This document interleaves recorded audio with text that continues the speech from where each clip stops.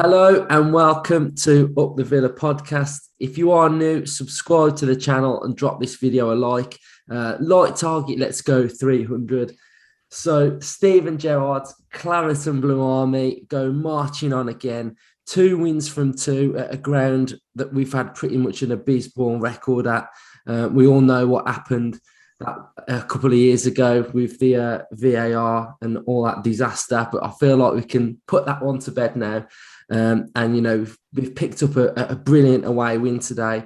Just absolutely buzzing. But before we start, I think we've got to give a special mention to Purslow and his interview that he did earlier. Top quality, showing complete ambition towards everything that the club's going for. With trying to expand the ground, make the club shot better. The transport link after a match day, he came out and addressed that, and I think he's so on trend and he's so on point with everything that matters to the Villa fans, and I think he's really listening and getting on board. So I think it was brilliant. So if any of you go and catch that interview, because it was top quality, but more importantly, Gerrard, 2 wins from 2. He's absolutely smashed it. I'm not afraid to say this, but we look an absolute different team. We look a different beast. All over the pitch, with the ball, without the ball. We saw against Brighton that without the ball, we looked good. Our shape was good, but I think today we showed a little bit more with the ball. I love how the midfield 3 go out and spread a little bit wide to help out the fullbacks. I think that is absolutely fantastic to see.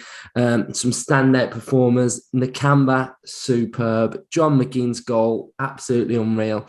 A little bit of a shout out to McPhee on his set piece. I think Gerrard alluded to in his interview after the game that we've got a top class set piece coach, and I think one worked again. So all round very, very good. So we've got Justin and Ryan on today. So Ryan, what were your thoughts? Absolutely buzzing, lads. What a top performance. What a enjoyable afternoon. Amazing result, and it's another performance to build on. Palace, I thought they started very well. They were knocking it around comfortably. Conor Gallagher was finding pockets of space, but we dealt with it. We got our goal. We mentioned it on the preview about the set pieces. It was one of their weaknesses. Half of the goals that are conceded is from set pieces, and to devastating effect, we took advantage. Some finish as well by target. To take that ball down and finish quality. The midfield, fantastic then. And then once that goal went in, the confidence just grew, and we just had complete ownership of that game from that point onwards. We were fantastic. Everyone was doing their job, like you say, with the midfield. It was working so well. McGinn and Ramsey and Nakamba have just got completely on board with the new system. When Cash was going forward and Target were going forward, then McGinn would just sit in behind, cover that position, but also be there in support, and then also break as well, narrow. I thought the front 3 as well played really well. They sit narrow as well. So Ashley Young, his game management and his experience helped immensely. Second half, Palace did turn up. The crowd, was getting lively. Selhurst Park is one of them stadiums where you can generate a lot of noise, and they were starting to come back into it, but I was never really worried, to be honest. Martinez held a couple of decent attempts from Benteke. He had an overhead kick, and Eduardo when he come in, but I think the only real danger that I seen was when Cash smashed one off Konza that nearly went in the back of the net, but apart from that, we looked comfortable. Louise, red card, rightly turned over. I thought the referee had a complete mare today. Some of the fouls that he never blew up for, shocking. And it was his debut, but I don't know. He's had a complete and utter mare. But overall, McGinn's goal, absolutely fantastic. Such a well-worked goal. Like the goal against Brighton, well-worked on the counter, 1-touch, 2-touch passes. Buendia with a lovely little reverse ball.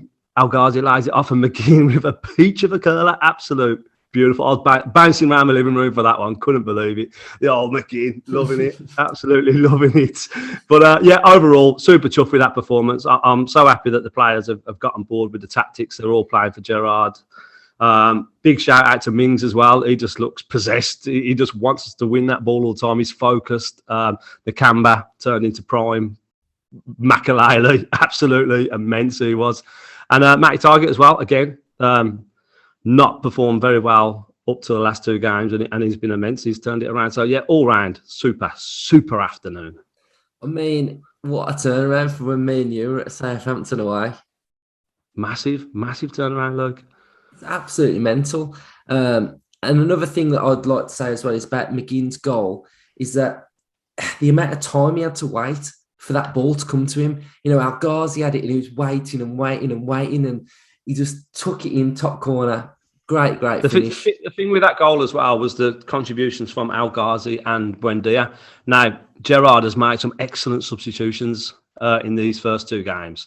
And again, them two played a key role in that second goal. Yeah, I thought it was quality, to be fair. Justin, what did you make of the game today? Oh, chuffed a bit. Phenomenal performance. Great result. 2 wins from 2 for the new manager. Just what you want to see when you change your manager, isn't it? Because generally it's always you're in a bad state when you have to change your manager. So you want that new manager bounce. We've had it, especially with the game coming up on Wednesday. It's going to be a real tough game. Gives us almost a free hit now against City with the 6 points on the board for Gerrard. It allows him to relax into the game and into the club even more because he's got his 2 wins now. And overall, I thought it was a very, very, very good performance. Team news was a little bit interesting because he'd left out Ings and Buendia, so it shows that he's not afraid to change things even when we're winning. He's obviously had all week with him on the training ground, and he decided to throw Bailey in and Ashley Young in. I think Ashley Young, whilst he's obviously maturing in age, he shows his experience on the pitch. I thought he was exceptional in the second half, winning fouls and using his experience and his knowledge of the game to sort of take the pressure off a bit when Palace started to push us back.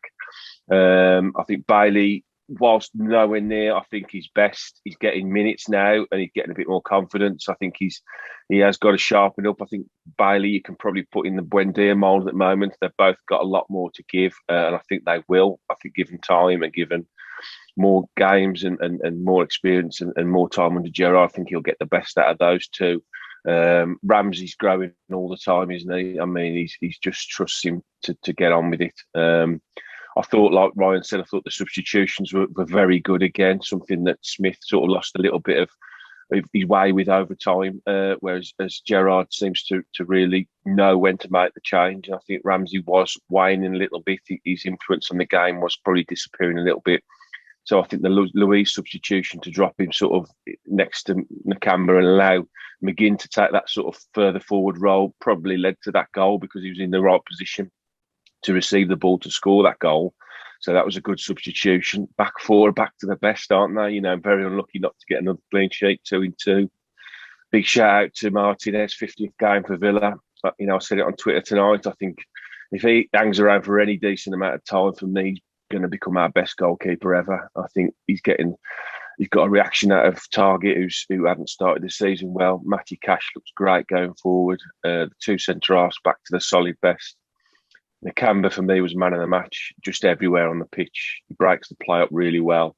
His use of the ball is better now as well. I think overall, you know, probably our most informed midfielder at the moment. So I don't think he's going to get dropped anytime soon. He made the big call to leave one of the forwards out, and he went with Watkins. I think in the second half, he became a little bit isolated when Palace were pushing. You know, the ball was going up to him, but it was coming back pretty quickly. But I think that's just down to, you know, you're going to expect the home team 1-0 down with 20 minutes to go. They're always going to have a go at you. But I think, you know, I was like Ryan, I was always fairly comfortable with how they played. I think they weren't really never a threat to us massively. I was watching it and I said, as long as they don't score before the 95th and a half minute, I was happy.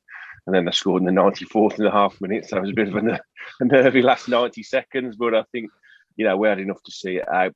But overall, I'm over the moon. You know, we know what we are. We know the squad we've got. We know the players that we've got at our disposal. We always knew that if a manager could come in and just harness it and get the best out of what we've got, we're nowhere near a bottom half side, are we? We're nowhere near that. You know, we're a top half team pushing for Europe now, and that's where I think we're heading now. So, you know, overall, over the moon, fantastic goal for Target. That'll do him the world of good given the season he's had up to now. And John McGinn, get him into them positions like we've seen for Scotland, and he's a match winner, isn't he? And that's what I think he'll just grow and grow and grow under Gerrard. I think he'll enjoy playing under Gerrard. I think Gerrard, I'm sure he knew a lot of our players, but now he's had time to work with them, and the time he'll have with them over the next few months, he'll realise we've got a really good group of midfielders there, which was his obvious position. I think he'll be buzzing to be working with them week in, week out, and day in, day out on the training ground. So over the moon, chuffed to bits. Yeah, it's brilliant to see McGinn in that position, getting his goal. We've all said for Scotland he's phenomenal, and we need to see him more often. The goals Gerrard used to get, Lampard used to get, those type of goals.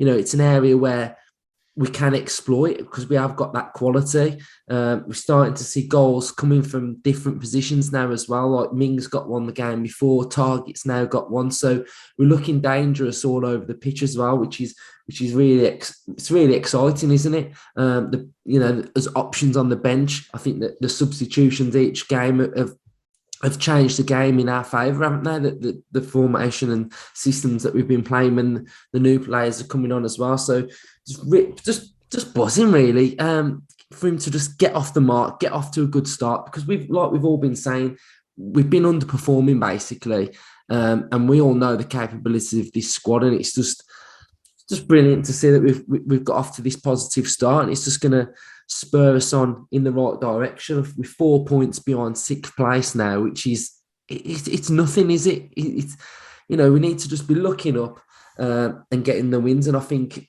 like me and you just said, Justin, before we came on, Spurs now, and not Spurs, City on Wednesday. It's a free, isn't it? We got nothing to fear from them. We've just got to just go for it. Absolutely, I think at the start of the season, we all said if we finish higher than we finished last season, then we'll be happy. It was seen as improvement. With what's gone on from the start, I mean, it's well documented. We've talked about it till we're blue in the face. What happened in the summer? What happened, with COVID? What happened with, Jack? Everything led to us have this nightmare start to the season, then eventually losing our manager, which none of us saw happening particularly. But now we're in a position where I think that initial season prediction of finishing above where we finished last year is comfortably on the cards, absolutely comfortably on the cards. I think Europe, outside chance of Europe, possibly, if we all click and results keep going our way. I think that's definitely a possibility. I don't think there's no reason why we shouldn't dream of having a run at Europe. But I think top half comfortably. We've got nothing to lose now, and I want us to have a really good go at the FA Cup as well. But games like Man City and Liverpool coming up, we've just got to be confident and go for them, and then the other games around them, try and win them all. So just can't wait for it, to be honest. I'm buzzing for what's going to come. Cool. Ryan, do you want to add anything before we go? Because I know Justin's Curry's going to be here in a bit. Have we got an invite? Come round, mate. Come round. Plenty of Danzak to go round. Do you have a hot one there, Justin? No, just a chicken Danzak. No.